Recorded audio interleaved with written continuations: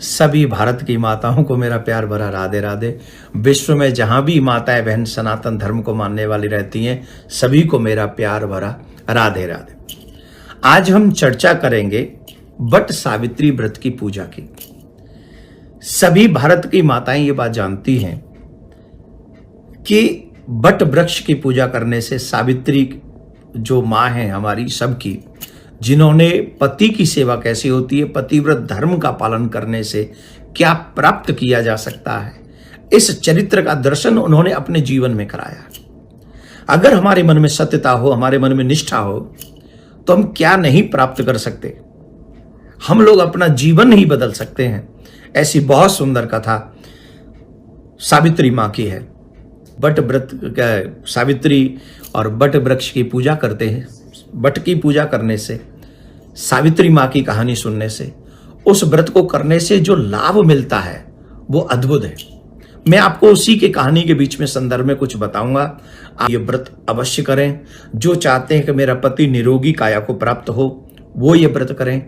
जो निसंतान लोग हैं, जिन्हें गृहस्थ आश्रम में जाने के बाद भी अभी तक संतान की प्राप्ति नहीं हुई है, वो भी इस व्रत का महत्व क्या है, इसकी वट की पूजा करें, वट वृक्ष की पूजा करें। आप जानते हैं उसकी जो जड़ें होती हैं वो बहुत विशाल होती हैं, वो फैलता ही चला जाता है। जो वट वृक्ष की पूजा करते हैं वो हमेशा ऐसे ही वट वृक्ष की जड़ों की तरह उनका परिवार, उनका वंश फैलता ही चला जाता है। इसलिए हमें वट वृक्ष की पूजा उस दिन करनी चाहिए। और उसी में एक कथा आती है सावित्री माँ की, सत्यवान सावित्री की। आप सब कथा जानते हैं। सावित्री एक राजकुमारी थी, एक राजा की पुत्री थी। स्वयं उनको पति वरण करने का अधिकार मिला तो एक कुटिया में रहने वाले धर्मनिष्ठ, कर्मनिष्ठ, मातृपितृ भक्त सत्यवान को उन्होंने अपने पति को चुना। देखिए, राजकुमारी और कहाँ रहती है, झोंपड़ी में रहने वाले सत्यवान से यह है चरित्र की पूजा, धन की पूजा नहीं। यहां कितना बड़ा मैसेज है। जो व्यक्ति चरित्रवान हो, अपने माँ बाप की सेवा करने वाला हो, जो कर्मनिष्ठ हो, जो किसी की पराई संपत्ति पर नजर न रखता हो, उसके साथ रहना लाख गुना अच्छा है। तो सावित्री ने उनके साथ विवाह किया। नारद जी ने कहा था ये अल्पायु है।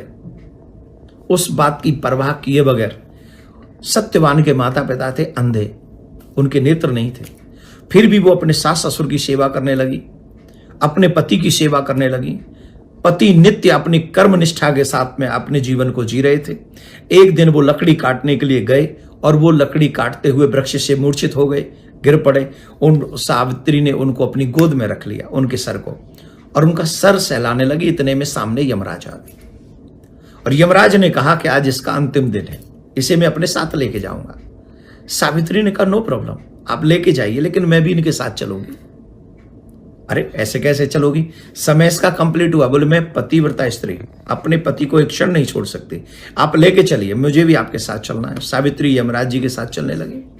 कुछ देर गई तो यमराज कहे भाई देखो, हम तुमसे ऐसा नहीं चाहते, ये नियम के विरुद्ध है, तो हमसे कोई वरदान मांग लो। बोले ठीक है, मेरे बूढ़े सास ससुर के नेत्र आ जाएं। बोले ये मस्त।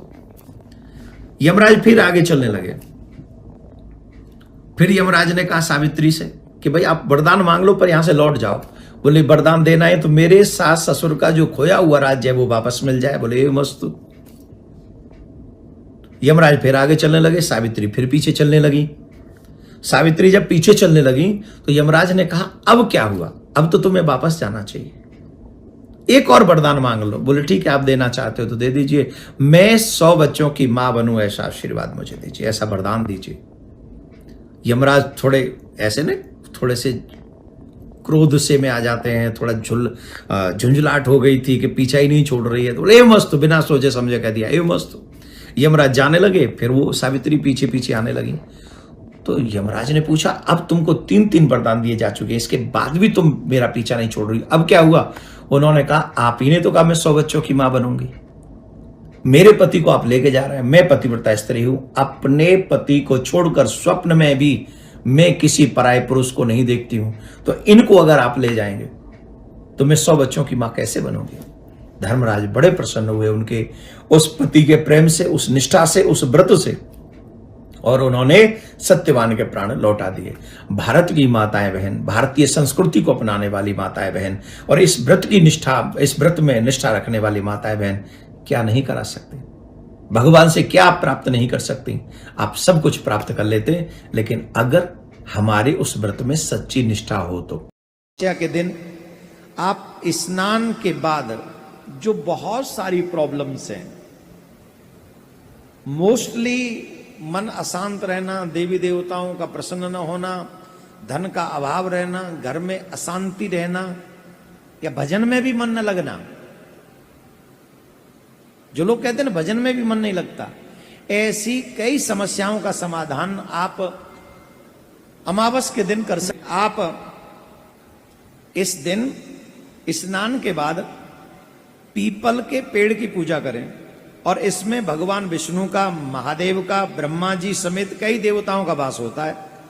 अमावस्या को पीपल के पेड़ की जड़ में जल अवश्य चढ़ाएं। शाम के समय पेड़ के नीचे दीपक जलाएं घी का, इनकी कृपा प्राप्त करने के लिए, क्योंकि ब्रह्मा जी भी वही हैं रचयिता, विष्णु जी भी पीपल के पेड़ में, वृक्ष में निवास करते हैं, सृष्टि के पालक करता, और भूत बावन भोलेनाथ भी वहां निवास करते हैं, संहार करता। पृथ्वी के तीनों ही महत्वपूर्ण देवता ब्रह्मांड के, वो पीपल में निवास करते हैं।